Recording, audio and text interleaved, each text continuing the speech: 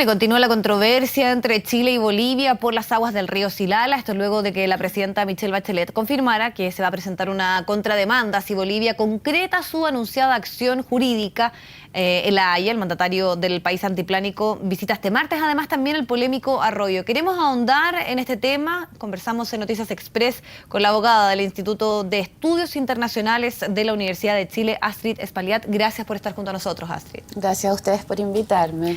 Astrid, lo primero que quisiéramos saber es tu parecer respecto a la postura que ha tenido nuestro país de responder y señalar, bueno, si finalmente esto se concreta, si es que hay una demanda, nosotros vamos a contrademandar. Sí, que me parece muy adecuada la respuesta que ha dado el gobierno, porque justamente estamos frente a un curso de aguas internacionales y los cursos de aguas internacionales tienen que ser aprovechados de acuerdo a principios de razonabilidad y de equidad. Entonces ahora nosotros vamos a alegar la aplicación de principios de razonabilidad y equidad, demostrando cómo Bolivia hace caso omiso de ciertas reglas internacionales. Y me parece adecuado porque en realidad Bolivia, como hemos visto, ha jugado a la víctima. Bueno, ahora resulta ser que a través de una contrademanda vamos a poder demostrar cómo en este caso Bolivia, está haciendo o pretendiendo hacer un uso que rompe ciertas reglas internacionales.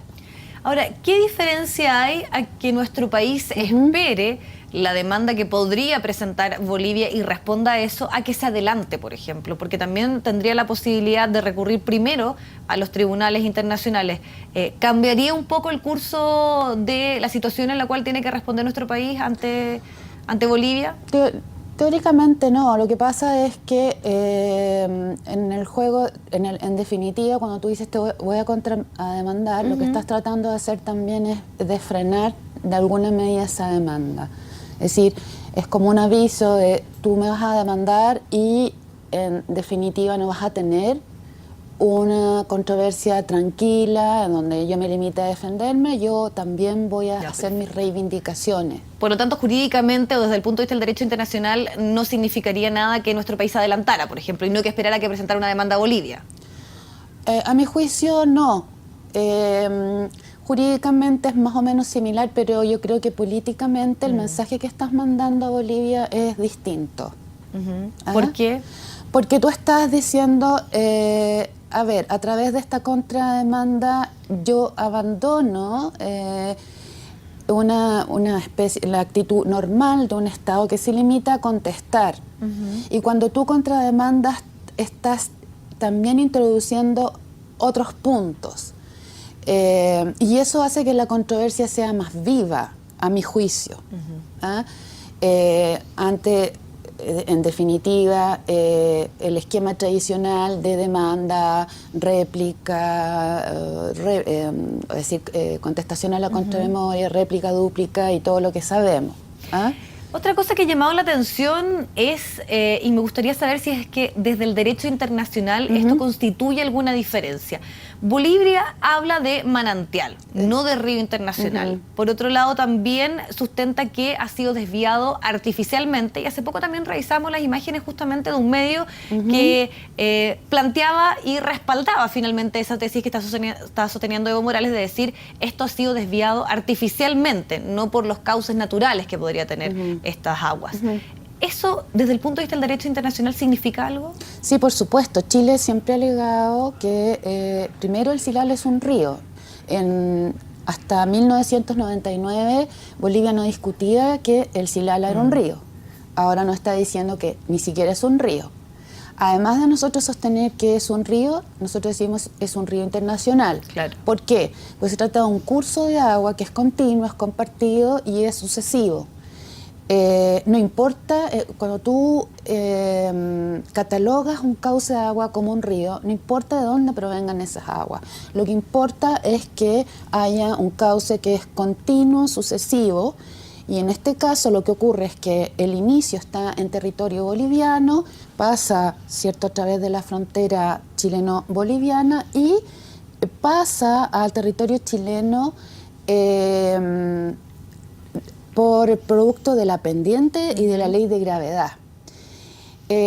Los trabajos a los que tú aludías los hizo la compañía Ferrocarril Antofagasta-Bolivia, que obtuvo una concesión gratuita del gobierno de Bolivia para explotar, para aprovechar las aguas que estaban en territorio de Bolivia. Cuando empezó a haber problemas entre la empresa y la prefectura de Potosí, que es donde se ubica el origen y se desarrolla el río Silala, la empresa señaló que tenía esta concesión por parte de Bolivia y tenía una concesión similar por parte del gobierno chileno. Puede parecer muy extraño hoy día que otorgues concesiones por uso de agua de manera gratuita, pero hay que recordar que en esos años, a inicios del siglo XX, el agua no era un recurso escaso, claro. Era casi un bien sin valor, algo que mirábamos y estimábamos que no tenía casi valor económico. Entonces no es extraño que el gobierno de Bolivia y el gobierno de Chile le hayan dado esa concesión gratuita. Y fue la empresa la que hizo esos trabajos para mejor aprovechar las aguas. No fue el gobierno de Chile. Con posterioridad, el gobierno de Bolivia acusa a Chile de haber canalizado esas aguas y haberlas conducido artificialmente a territorio chileno, cuando ello no es así. Que ese es uno de los argumentos que sostiene constantemente Sí, Evo Morales. Claro, pero es que poco importa. La definición de curso de agua internacional, de río internacional, poco importa el origen. Lo que importa es la forma, ¿cierto?, en que ese cauce, si está frente a un cauce continuo, sucesivo, que tiene una desembocadura, que en este caso esas aguas se integran al cauce del río Loa, está frente a un río internacional. Y eso implica uso compartido. ¿Ah? Llama la atención, eso sí, que si hablamos de un uso compartido, ¿por qué dentro de estas negociaciones del año 2009 en particular, nuestro país estaba dispuesto a pagarle a Bolivia por el 50% del uso de estas aguas? Que es otro argumento que también se utiliza. ¿Están así? Sí, pero esa era una solución provisional. Eso es cuando tú tienes una controversia y necesitas como ponerte de acuerdo. Son pasos para ir avanzando. En ese contexto también se hizo un vuelo para tomar fotografías aéreas de la cuenca, y eso tenía que ser seguido por un estudio en terreno. Y Bolivia se negó a hacer el estudio en terreno con ingenieros para que estableciéramos con claridad ahora cuál era el cauce del río Silala. Porque claro, también la naturaleza cambia con el tiempo. Y efectivamente uno puede estar consciente que en 1907 el paisaje no era el mismo del 2003. Y por esa razón, y en busca de una solución integral, que es la que quiere Chile, Chile no ha discutido solo el tema del río Silala. Chile ha buscado soluciones para hacer un uso adecuado de distintos recursos compartidos. De hecho, esto estaba dentro de la agenda. Exacto. Y en ese marco es muy importante señalar que a lo largo de la frontera entre Chile y Bolivia hay una serie de ríos. En la mayor parte de los ríos, Chile es un país río arriba, aguas arriba. Y Bolivia es el país aguas abajo. ¿Qué significa esto? Significa que Chile está en condiciones de explotar de manera prioritaria sus aguas y el resto va a pasar a Bolivia. Eso significa ser un país río arriba versus el país río abajo. Y Chile ha estado dispuesto a avanzar en un marco general de recursos hidrográficos compartidos, donde el Silala es un punto, ¿me explico? Y dentro de eso también estaban estas tratativas o conversaciones de este pago del 50%, claro, que es algo también dentro de lo que hemos escuchado por estos días, son los argumentos que presenta Evo Morales para señalar de por qué debiese presentar esta demanda al país boliviano. El presidente Morales olvida que esa fue una solución que se está dando de manera provisional en aras de lograr también un acuerdo más general, no solo sobre el Silala. Chile, por ejemplo, que es un río aguas arriba, en el caso del río Lauca, ocupa solo un cuarto del caudal, el resto todo pasa a Bolivia. ¿Ah? El río Caquena, también en el norte, Chile no lo explota y pasa la integridad de sus aguas a Bolivia.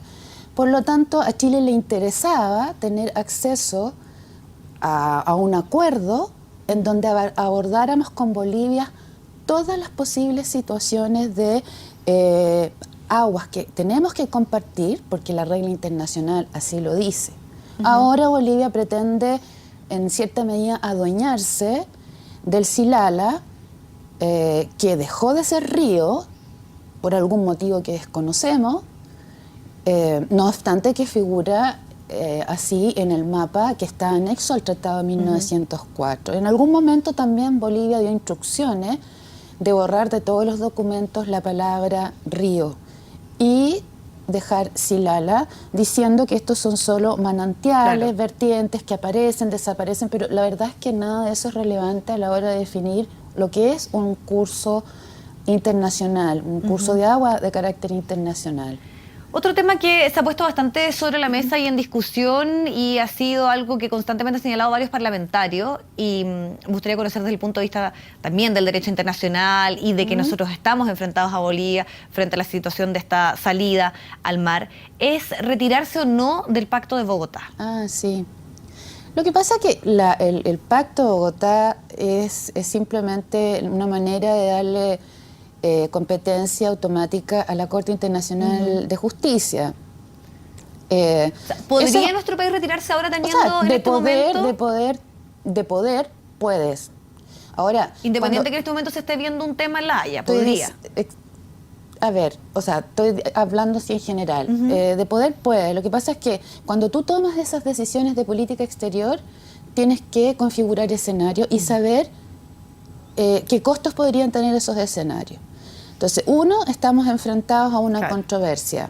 Colombia se salió del Pacto de Bogotá y tuvo que enfrentar 2 demandas más de Nicaragua. Y eso nos puede pasar con Bolivia.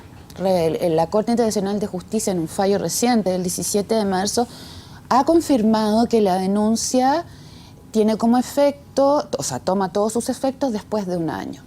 Por lo tanto, cuando uno toma ese tipo de decisión, es cómodo enfrentar un alegato saliéndose del Pacto de Bogotá, hay una causa pendiente. ¿Estamos dispuestos a afrontar el costo que eso puede tener?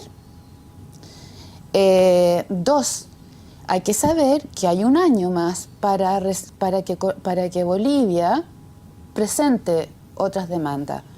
¿Estamos preparados para ese escenario de enfrentar una demanda del río Silala, una contrademanda chilena y eventualmente otra controversia que se le ocurra al presidente Morales? Entonces son ese tipo de reflexiones que hay que hacer cuando uno decide retirarse del Pacto de Bogotá. Por último, hay que recordar que nosotros somos parte de Naciones Unidas y Naciones Unidas tiene una regla que es que tenemos que resolver pacíficamente las controversias. Es verdad que la misma Carta de Naciones Unidas nos dice que podemos también emplear métodos políticos o diplomáticos, como en una negociación. Ahora, las negociaciones también tienen un punto a veces de inflexión, de quiebre. Entonces hay que hacer un diagnóstico de qué tipo de conflictos podríamos tener y cómo los enfrentaríamos, porque de todas maneras estamos obligados a resolver pacíficamente las controversias. Nosotros no somos Estados Unidos. Perfecto. Bueno, Astrid, te queremos agradecer muchísimo tu tiempo y también la explicación para poder entender un poquito mejor lo que está ocurriendo con nuestro país, sobre todo con nuestras relaciones con Bolivia. Muchas gracias, que estés muy bien. Gracias a ti.